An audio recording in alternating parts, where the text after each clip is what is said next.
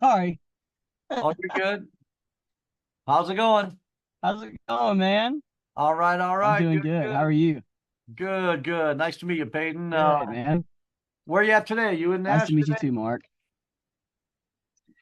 I Yes. am in Nashville. Yeah, I just finished writing a song.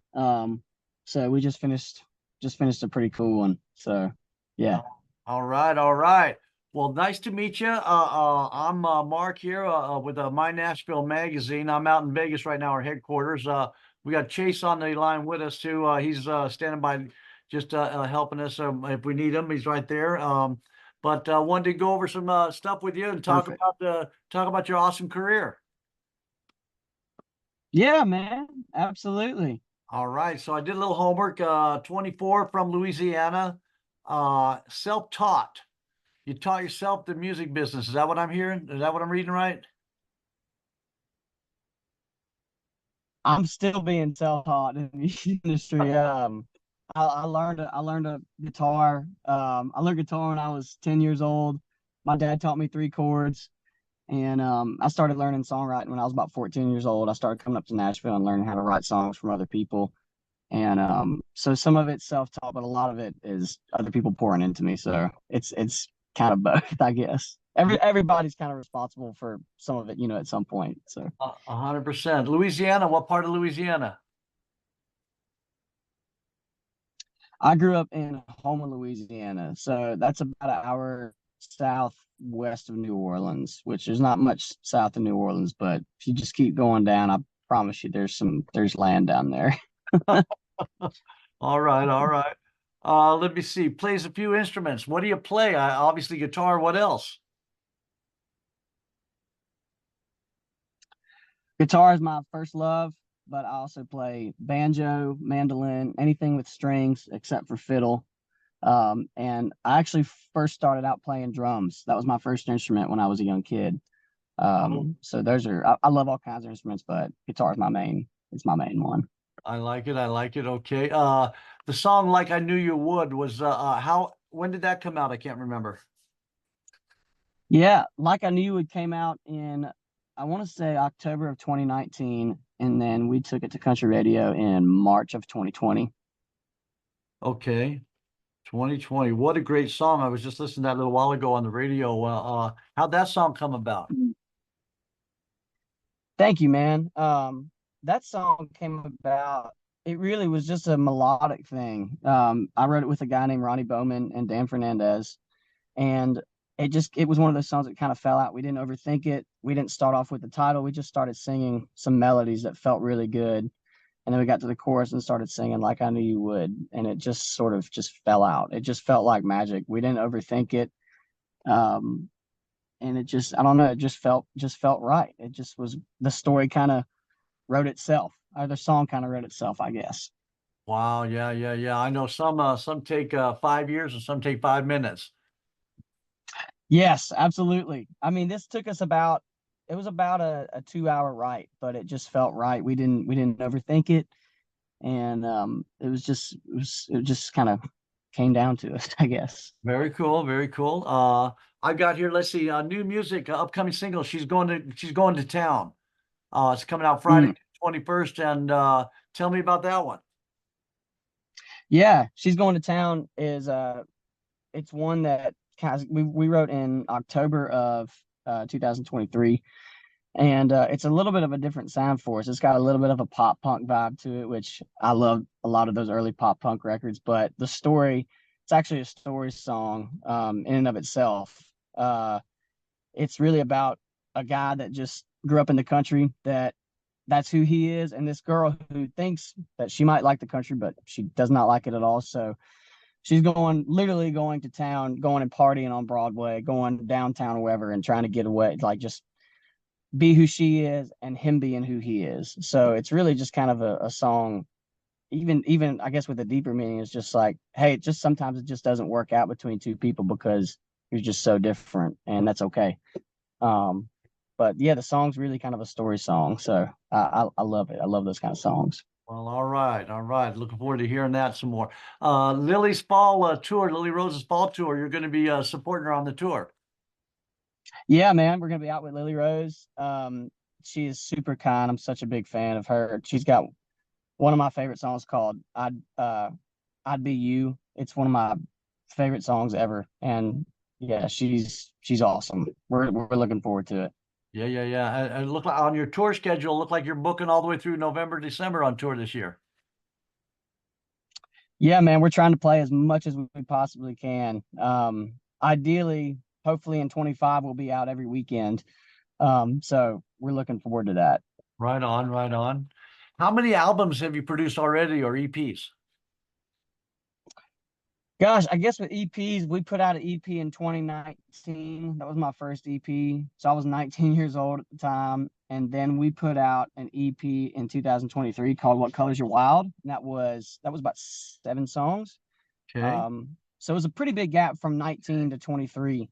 And then we just put out one this past April called Up From Here. And that's 5 songs that kind of reflect what we do live. And then this year we've got a lot more music dropping the next 6 months, next 6, 7 months. So Wow, I dig it, man. So cool. Streaming over yeah, 50 million catalog streams to yeah, date. That's a lot of that's streams. wild. Yeah, that's hard to believe, man. Hard to believe, right? That's hard to believe. It is, man. It's hard to believe that. Yeah, I think that the coolest thing about that is knowing that one of your songs has been a part of somebody's life, and that I don't know, that they'll hear that song and it's a mark on their life. Um, it's a really cool thing to be a part of that. Yeah. Yeah. I mean, 50 million streams, like, how's that feel to you? I mean, when you hear that number? Man, super grateful. I mean, I just feel extremely grateful and overwhelmed. Because I think you dream about that as a young artist, and when it actually happens, it still is very surreal. And yeah, it's a an overwhelming amount of gratitude. That's So awesome. Morgan and Hardy, your yeah, latest man. EP, Up From Here, features songs written by Morgan and Hardy. Yeah, man. Morgan and Hardy wrote this song called In That Case. And I got sent that song last summer and I just fell in love with it. Um, and kind of got the okay from those guys to cut that song and okay from their teams. And yeah, I just love that song. It feels like summer. It feels like a live show. It feels like an amphitheater show. And it really captures what we do live. And we try to kind of capture what that sounds like in the studio with that song. Yeah. Have you had the chance to hang with Morgan or Hardy at all? Yeah, man. I guess I mean a few weeks ago, or maybe about a month ago, I got to kind of hang with Hardy. We were at a crawfish bowl. It was cool to just kind of hear him say like that we get his blessing on the song, like that. Hey, we did the song, justice, and that he dug it, and that he really loved what we did with the song. So that's been super cool. It's been a long time since I've seen Morgan. It's been like quite a few years, but both of those guys are just, man, they're stellar, great dudes. Yeah, yeah, yeah. Speaking of which, well, where do you get your inspirations from? Like, who are your inspirations when it comes to music, or who were they back in the day when you got started, back in 16, 17, 18? Who inspired you growing up? Yeah, man. Yeah, dude. I mean, the guy that made me want to write songs was Eric Church. Like, I remember hearing Eric songs for the first time, and that made me realize I want to be a songwriter. Like, I want to write songs, and he really taught me a lot about that. I think from a live standpoint, watching Keith Urban play guitar, not even the way he played guitar, just the way he would carry himself on stage and just would connect with the audience. He felt really passionate about it, and that just really connected with me. So both of those guys were huge influences on me. Jason Aldean, his albums were just, they have I don't know, I have a ton of memories riding around Jason Aldean albums. And those albums really, they influenced me a lot too. So those 3 guys probably influenced me in more ways than I could even imagine. Yeah, yeah, Keith and Jason and man. What do I got here? A couple. I know we're running out of time here. Credentials. Named one of the Taste of Country's hottest country artists under 25. CMT's Listen Up artist. That's got to feel good, yeah. Mm, that's got to feel good, man. I feel super excited about that, man. I mean, I got I got one more year till I turn 25, so there's a little bit of pressure. There's a little bit of added pressure on there to make it there before 25. That's funny, man. And then last but not least, tell me about CMAs. What was the highlight of the CMAs for you this last week? Man, the fans of CMA Fest this year were absolutely on a whole nother level. Like their passion, the love they were showing, not just us, but all the country music artists Uh-huh. was just incredible. The fans were definitely the highlight. Like they were so sweet. I don't know, there's this energy going on in country music right now where it is the genre, and it's really cool to be a part of that right now. So Yeah, very, yeah. very, yeah. CMA Fest was my favorite CMA Fest I've been a part of. So, How many times have you been to CMAs then? I started playing the CMAs or CMA Fest in 2018. So Okay. kind of been on and off over the past few years, but this was my favorite year. We did a lot of stuff this year and covered a lot of ground, met a lot of fans, and played a good bit of shows. Beautiful, man. Well, it's sure been awesome meeting up with you and having this interview. Thank you for your time. I'm going to I'll talk to your Yeah, team about pushing this all out for you and getting the word out for you more and more and helping your career. Just love what you're doing and I'm a fan. I can't wait to hear more music. thank you, man. Yeah, that's Dude, awesome. So.